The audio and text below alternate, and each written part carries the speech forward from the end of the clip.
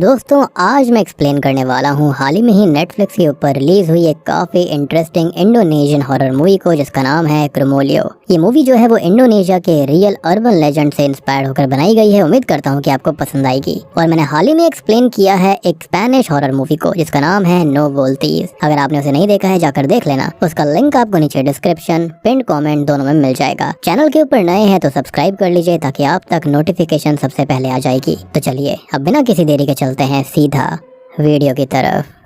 तो मूवी की शुरुआत होती है एक डरावने और सस्पेंस से भरे हुए सीक्वेंस को दिखाते हुए, जहां पर हमको पता चलता है कि 1980s के दौरान कई सारे लुटेरे अचानक से गायब हो गए थे और उनका खून हो गया था। अब ये लुटेरे जो थे वो अनऑर्गेनाइज्ड और ऑर्गेनाइज्ड ग्रुप्स में बटे हुए थे, जिसमें से जो ऑर्गेनाइज्ड ग्रुप हुआ करता था उन्हें सुगाली कहा जाता था। सुगाली शब्द आता है गली से, जिसका मतलब होता है गुंगबान अबाक लेर, यानी कि wild kid society. Wild kid society उन लोगों को कहा जाता था जो कि बिना किसी नियम और कंट्रोल के वायलेंट तरीके से बर्ताव किया करते। और सबसे डरावनी बात यह भी थी कि कुछ सुगालीस को मारना लगभग नामुमकिन था। ना ही उन्हें गोली मारी जा सकती थी, ना ही खंजर। कई लोगों का मानना था कि सुगालीस का जो संबंध है वो काले जादू या फिर ब्लैक मैजिक से भी था और उनको असाधारण शक्तियों का मालिक माना जाता। खैर अब यहाँ से सीन शिफ्ट होकर 1984 के सेंट्रल हावा माजेनंग पर आता है, जहाँ पर एक आदमी दनंग जो होता है वो अपने साथी यांतो और प्राप्तो के साथ काम कर रहा था। ये लोग असल में मजदूरों से सुगालीस की डेड बॉडीज को बैरी करवा रहे थे। अब इन ढेर सारी बॉडीज में से एक शक्तिशाली सुगाली भी होता है जिसका नाम जैरोड था। अब दनंग अपनी कार से उतरकर जैरोड के पास जाता है और उससे कहता है कि तुम इंसान नहीं हो। यहाँ से पता चलता है कि जैरोड एक आम आदमी नहीं था, बल्कि एक शक्तिशाली और काला जादू करने वाला व्यक्ति था। अब जैरोड अपने मरने से पहले एक भयानक श्राप यहाँ पर देकर जाता है। वो ये बोलता है कि जब तक मेरा खून इस धरती को लगेगा ये जगह मौत और तबाही से भरी रहेगी। अब दनंग जो होता है उसके पास में जैरोड की काले जादू की किताब भी होती है, जिसके अंदर सारे के सारे रिचुअल्स लिखे हुए थे, जिसके अंदर एक बात लिखी हो सकती है कि सिर्फ उसका खुद का खून ही उसे मार सकता है। अब तभी यहाँ पर दनंग जो होता है वो गुस्से में आकर एक शार्प कटर से उसका गला काट डालता है और इस किताब के अंदर ढेर सारी विधियां लिखी हुई थी। खैर अब इसके बाद में हमें कुछ न्यूज़पेपर हेडलाइंस दिखाई जाती हैं जो कि ये साबित करती हैं कि सुगालीस का ताल्लुक सिर्फ वायलेंस से नहीं था बल्कि काले जादू से भी था। कई जगह पर यह लिखा होता है कि सुगालीस का खून बिना किसी वजह से कर दिया गया था। और फिर एक और नाम सामने आता है जो कि था क्रोमोलियो द पॉल बियरर्स। और पॉल बियरर्स उनको कहा जाता है जो कि कॉफिन्स को उठाते हैं। अब यहाँ पर लेकिन क्रोमोलियो कौन था तो ये राज मूवी के अंत में खुलेगा। अब यहाँ से सीन 10 साल बाद का आता है, जहाँ पर हम जिया नाम की एक लड़की से मिलते हैं जो कि अपने दोस्त दीका के साथ माजानंग जा रही होती है। जिया की माँ की मौत हो चुकी है और वो उनके फ्यूनरल में शामिल होने के लिए इस गांव में आ रही थी। जिया अपनी माँ के साथ नहीं रहती थी क्योंकि उसके साथ हमेशा अलग और बुरा व्यवहार किया जाता। जिया इस गाँव के अंदर इसलिए भी आ रही होती है क्योंकि वो अपने पिता के बारे में सच्चाई जानना चाहती थी। लोग कहते हैं कि उसके पिता कोई और नहीं बल्कि जैरोड ही थे, लेकिन उसके पिता के बारे में जो कुछ सुना था क्या वो सच था या फिर बस अफवाह थी, जिया ये खुद जानना चाहती थी। अब जैसे ही जिया और दीका माजानंग एंटर करते हैं, वहाँ का मौसम अचानक से बिगड़ने लगता है। तेज हवाएं चलने लगती हैं और मौसम भी अपने आप अजीब सा हो गया था। यहाँ हमको समझ आता है कि जिया के साथ उसके पिता का श्राप भी वापस आ चुका है। अब जैरोड ने ये कहा था कि जब मेरा खून इस जगह पर वापस लौटेगा तब तबाही आएगी। और क्योंकि जिया जैरोड की बेटी है, उसके शरीर में उसी का खून दौड़ रहा था। अब जैसे ही दनंग यानी कि जिया के नाना उसको देखते हैं, उसके चेहरे पर गुस्सा और निराशा दिखाई देती है। जिया उन्हें ग्रैंडपा कहकर बुलाती है, लेकिन दनंग उसे देखकर बिल्कुल खुश नहीं थे। फ्यूनरल में आए लोग भी जिया को अजीब नजरों से देख रहे थे और उसे वहाँ से चले जाने के लिए कह रहे थे। जिया अब अपनी माँ की ग्रेव के पास बैठी हुई थी, जिसके बाद वो अपने नाना के घर जाती है, जहाँ पर दनंग उसे वहाँ से चले जाने के लिए कहते हैं, लेकिन जिया इसके लिए मना कर देती है क्योंकि वो अपने पास्ट की सच्चाई को जानना चाहती थी। दनंग अब जिया पर चिल्लाते हुए कहते हैं कि तुम्हारा यहाँ पर रुकना बिल्कुल सेफ नहीं है, जिस पर जिया पूछती है कि ऐसा क्यों, क्या ये मेरे पिता की वजह से है। दनंग अब जिया से कह देते हैं कि रात होने से पहले ये जगह छोड़ दो, जिसके बाद प्राप्त सभी विलेजर्स को वार्न करते हैं कि जिया का यहाँ पर आना एक बुरा संकेत है। वो कहता है कि रात को दरवाजा और खिड़की बंद रखना, अगर कोई दस्तक देता है तो दरवाजा बिल्कुल नहीं खोलना है, और अगर गलती से किसी ने ऐसा कर दिया, किसी ने कुछ देख लिया अपनी आंखों से, तो समझ जाना कि उसकी मौत तय है। अब यहाँ पर प्राप्त किसकी बात कर रहे थे ये सस्पेंस अभी हमें बताया नहीं जाता। दूसरी तरफ जिया अपनी माँ के सामान को देख रही होती है, तभी एक बॉल ऊपर से नीचे गिरती है। वो बॉल देखकर जिया ऊपर जाती है, जहाँ पर उसको एक आयरन की पेटी यानी कि बक्सा दिखाई देता है जिस पर ताला लगा हुआ था। तभी दनंग वहाँ पर आकर जिया से कहते हैं कि सामान पैक कर लो और मैं तुम्हें टाउन तक छोड़ आऊंगा। अब ये सब तो जिया के लिए खाली शुरुआत होती है, क्योंकि आगे जो कुछ भी होने वाला था वो और भी ज्यादा डरावना और हैरत अंगेज था। अब दीका जिया से कहता है कि तुम्हारे नाना जी तुम्हें यहाँ से निकालने की कोशिश कर रहे हैं, शायद से वो विलेजर्स के लिए ऐसा कर रहे होंगे, लेकिन वो ये कहता है कि असली वजह तुम्हारे पिता हैं। तुम्हारे पिता ने काफी सारा कर्जा लिया था और फिर ये जगह छोड़कर चले गए। जिया यहाँ पर कुछ सोचकर कहती है कि मुझे ऐसा नहीं लगता, मेरे पिता ऐसे नहीं थे, वो मुझे बहुत प्यार करते थे और वो कभी ऐसे भाग नहीं सकते। इसके पीछे जरूर कोई और वजह है और ये मुझे पता करना है। जिया दीका को और भी बातें बताती है कि मेरे नाना जी मुझे कभी भी इस गाँव में आने नहीं देते थे। वो कहते थे थे कि अगर मैं यहाँ पर आई तो लोग मारे जाएंगे, पर ये बात किसी तरह की भी सेंस नहीं बनाती क्योंकि उसके मन में ऐसा कोई भी ख्याल नहीं था। खैर अब रात हो जाती है और दनंग जो होते हैं वो जिया और दीका को गाड़ी में बैठाकर गाँव से बाहर ले जाने की कोशिश करते हैं, पर उनकी कार का टायर पंक्चर हो जाता है। जिया चुपके से मुस्कुराती है क्योंकि उसने ही गाड़ी का टायर पंक्चर किया था ताकि वो यहीं पर रुक जाए। दनंग का गुस्सा आसमान पर चढ़ जाता है और वो शॉटगन ले आते हैं और जिया से कहते हैं कि तुम यहीं रहो और घर के अंदर चली जाओ और दीका तुम मेरे साथ आओ। अब जिया यहाँ पर कुछ भी समझ नहीं पाती कि आखिर वो उसे किस चीज से बचाना चाहते थे। वो पूछती भी है इस बात पर, लेकिन दनंग बिना जवाब दिए दीका को लेकर निकल जाते हैं। जिया यहाँ पर बिल्कुल क्लूलेस होती है, पर उसके दिल में डर और सवाल उभर चुके थे। अब रास्ते में दनंग और दीका अलग हो जाते हैं और दीका एक जगह अकेले बैठे रहता है कि तभी उसे कुछ अजीब सी आवाज सुनाई देती है। उसके सामने हवा में कुछ अजीब सी शैडोई फिगर्स दिखाई देती हैं और वो स्पिरिट्स थी जिनके हाथों में कॉफिन्स होते हैं और इन्हीं को क्रोमोलियोस कहा जाता है और उन्हें देखकर दीका कांप उठता है। इनफैक्ट इंडोनेशिया के अंदर कई जगहों पर इसको लामपौर भी कहा जाता है और मैंने इनफैक्ट लामपौर द फ्लाइंग कैस्केड फिल्म को एक्सप्लेन भी किया था। वहाँ पर इसको और डिटेल में बताया गया है, तो अगर आपने उसको देखा नहीं है जाकर देख लेना, आपको डिटेल काफी अच्छी लगेगी। उसका लिंक आपको नीचे डिस्क्रिप्शन पिन कमेंट में मिल जाएगा। एनीवेज अब दो और गार्ड्स को भी वो स्पिरिट्स दिखाई देती हैं और इसी बीच हम मेली नाम की एक लड़की को देख पाते हैं जो कि जिया की बचपन की ही फ्रेंड होती है। मेली की माँ स्पिरिट्स को देखकर पैनिक करने लगती है और वो मेली को एक कैबिनेट के अंदर छुपा देती है, पर वो स्पिरिट्स वहाँ तक पहुँच जाती हैं और वो मेली की माँ को हवा में उठाकर मार डालती हैं। इनफैक्ट वो जो दो गार्ड्स थे ना वो भी मारे जाते हैं। दीका जो कि अब एक कार के पीछे छुपा हुआ था वो डर के मारे हिल तक नहीं पा रहा था कि तभी वहाँ पर जिया आ जाती है। जिया को देखकर दीका घबराते हुए कहता है कि हमें तुरंत ही यहाँ से भागना होगा और वो स्पिरिट यहाँ पर हमें मार डालेंगी। अब जिया परेशान होकर उससे ये पूछती है कि क्या तुम्हारा भी मेरे नाना जी ने ब्रेन वॉश कर दिया, किस स्पिरिट्स की बात कर रहे हो? लेकिन तभी एक अदृश्य शक्ति दीका को हवा में उठा लेती है। वो चीख रहा होता है और जिया शौक में बस देखती रह जाती है कि तभी दनंग वहाँ पर आ जाता है। अब उसके हाथ में एक मिरर होता है और ये स्पिरिट्स वगैरह मिरर वर्ल्ड की दुनिया में ही रहती हैं। तो वो मिरर के अंदर देखता है कि एक क्रोमोलियो ने असल में दीका को पकड़ा हुआ था। अब दनंग शॉटगन से गोली चलाता है जो कि सीधा उस क्रोमोलियो को लग जाती है। गोली में असल में नमक मिला हुआ था जो कि स्पिरिट्स को दूर रख सकता था। इनफैक्ट कई रिचुअल्स करने से पहले नमक का घेरा भी बनाया जाता है। अब दीका इससे नीचे गिर जाता है और दनंग और जिया जो होते हैं वो दीका को लेकर भाग जाते हैं। अब जिया का यहाँ पर गुस्सा फूट पड़ता है। वो दनंग से चीख कर पूछती है कि ये सब क्या हो रहा है, मुझे सच्चाई बताओ। अब दनंग यहाँ कुछ नहीं कहता और बस आगे चलने के लिए कहता है। खैर अब वो आगे चलते रहते हैं और मिरर की हेल्प से ही वो इन स्पिरिट से बच रहे थे। लेकिन होता यह है कि इसी बीच दीका को दोबारा से एक क्रोमोलियो पकड़ लेता है, लेकिन उसके नाना जी उसे फिर से बचा लेते हैं। लेकिन इसके बाद वो लोग अलग अलग हो गए थे। अब दीका और जिया छुपने की जगह ढूंढ रहे होते हैं कि तभी जिया ये कहती है कि वो अपनी फ्रेंड मेली के यहाँ पर छुप सकते हैं। जिसके बाद वो मेली के यहाँ पर चले जाते हैं जहाँ पर उन्हें उसकी मॉम की लाश दिखाई देती है। अब इसी बीच कैबिनेट के अंदर दस्तक होने की आवाज आ रही थी जिसके अंदर मेली होती है। खैर अब वो लोग आगे बढ़ रहे होते हैं और दीका ये कहता है कि उन्हें यहाँ से निकलना होगा। तभी दीका को दूर से कोई चीज आती हुई नजर आती है। उसे ऐसा लग रहा था कि ये कार है, लेकिन वो कार नहीं बल्कि यही क्रोमोलियोस थे। अब यहाँ पर दीका को वो क्रोमोलियोस पकड़ लेते हैं और उसे जान से मार देते हैं और ये देखकर जिया काफी रोने लगती है। वो बहुत ही शॉक्ड हो गई थी कि यहाँ पर ये हो क्या गया। दूसरी तरफ हम प्राप्तो को देख पाते हैं और प्राप्तो के घर पर दनंग आता है। खैर अब वो उससे एम्यूलेट को मांगने लगता है, यानी कि तावीज को, जो कि उसे बुरी शक्तियों से बचाएगा। लेकिन प्राप्तो के पास एक ही एम्यूलेट होता है, लेकिन फिर भी दनंग को वो एम्यूलेट दे देता है। अब आगे दनंग का प्लान ये था कि वो जिया से उसके पिता को मारने को कहेगा, क्योंकि उसके खुद का ही खून अगर उसे मारेगा तो वो दोबारा लौट नहीं पाएगा, जैसे कि उसने शुरुआत में श्राप दिया था कि खाली उसका खून ही उसे मार सकता है और इसी के चलते ही उसका कर्ज खत्म हो सकता था।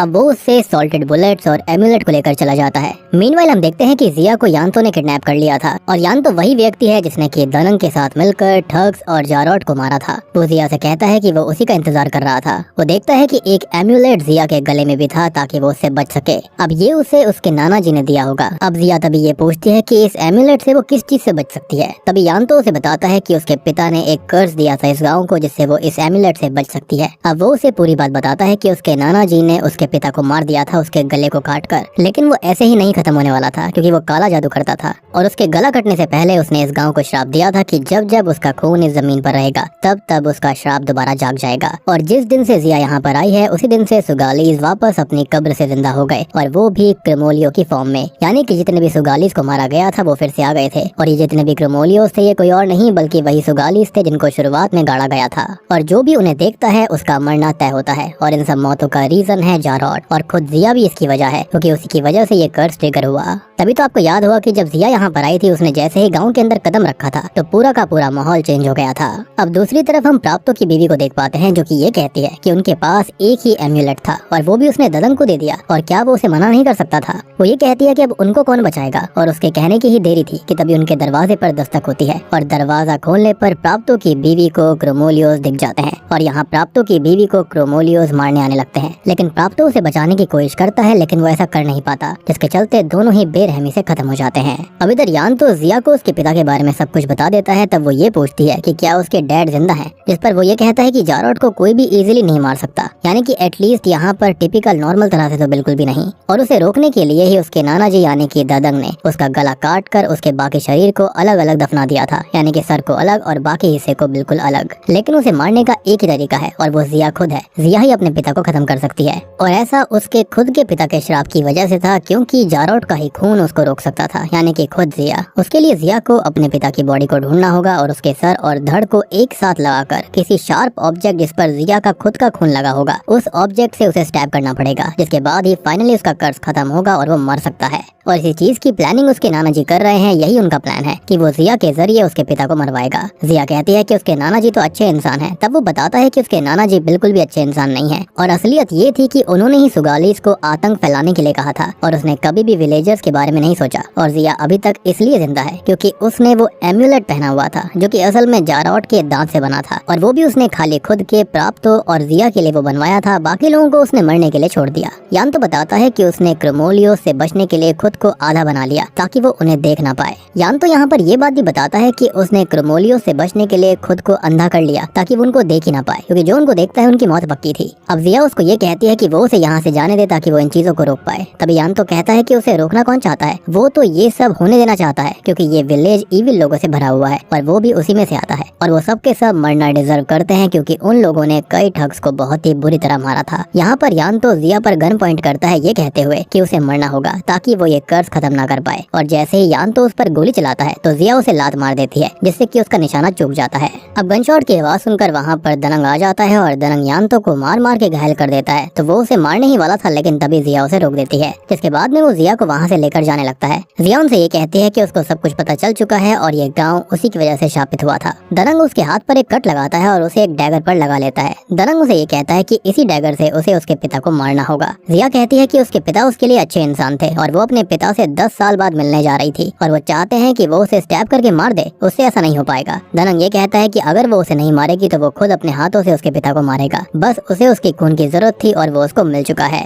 अब दनंग जिया को घर की तरफ ले जाता है क्योंकि उसने उसके पिता की बॉडी को घर के बैकयार्ड में ही दफनाया था। जिया को अभी भी जवाब चाहिए थे क्योंकि अभी तक दनंग ने उसे कोई जवाब नहीं दिया था कि उसने उन ठग्स को क्यों मरवाया, जबकि उसी ने उन ठग्स को आतंक मचाने की छूट दी थी। उन ठग्स को उसने ये सब करने के लिए कहा था। अब दनंग जिया को कहता है कि उसका एक रीजन था, उसने जो किया विलेजर्स को बचाने के लिए किया था और उसने जिया को डेकेड्स अगो यहाँ से दूर टाउन में भेज दिया ताकि सब कुछ ठीक रहे, क्योंकि उसके यहाँ आते ही ये सब कुछ शुरू हो गया और इसलिए वो उसको शुरुआत में ही वापस भेजना चाहते थे लेकिन ऐसा हो नहीं पाया। अब दनंग उसे ये कहता है कि ये कर्ज उसी की वजह से वापस आया है और ये सब सुनकर जिया का दिमाग खराब हो जाता है। वो अपना एम्यूलेट निकालने लगती है क्योंकि उसके मन में ये बैठ गया था कि यान तो सही कह रहा था कि ये गांव और यहाँ के लोग मरना डिजर्व करते हैं। विलेजर्स को सब पता होते हुए भी कि ठग्स को बेरहमी से मारा जा रहा था लेकिन किसी ने कुछ नहीं बोला। यहाँ पर वो लोग ठग्स बेशक से थे लेकिन कोई भी मरना डिजर्व नहीं करता। अब वो अपना एम्यूलेट निकालती है और ऐसा करते ही क्रोमोलियो उसको उठा लेता है लेकिन सही समय रहते उसके नाना जी उसे बचा लेते हैं। जिसके बाद दनंग अंदर जाता है जारोट की बॉडी निकालने के लिए जहाँ पर उसने उसे दफनाया था। वो उसकी बॉडी और सर को जोड़ता है और ऐसा ही करना था लेकिन तभी पीछे से उस पर यान तो हमला कर देता है और वो उसे रोकने की कोशिश कर रहा था।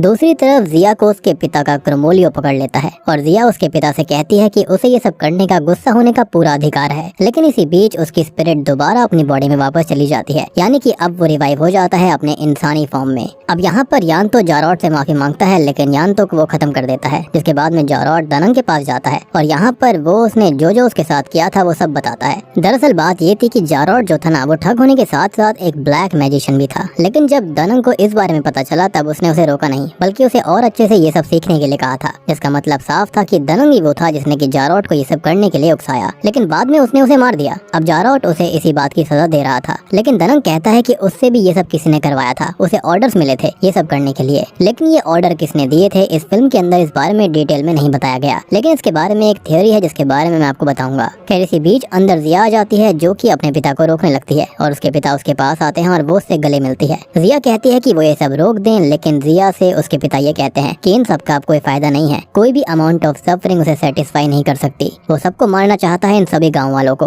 अब यहाँ पर वो अपनी बेटी की भी बात नहीं सुनता, इसलिए जिया अपने खून से डैगर को कवर करती है और उसके पिता को स्टैब कर देती है, जिससे कि उसके पिता बिल्कुल खत्म हो जाते हैं। जिसके बाद जिया अपने नाना जी को वहाँ से लेकर जाने लगती है, लेकिन वो ऑलरेडी काफी घायल हो गए थे।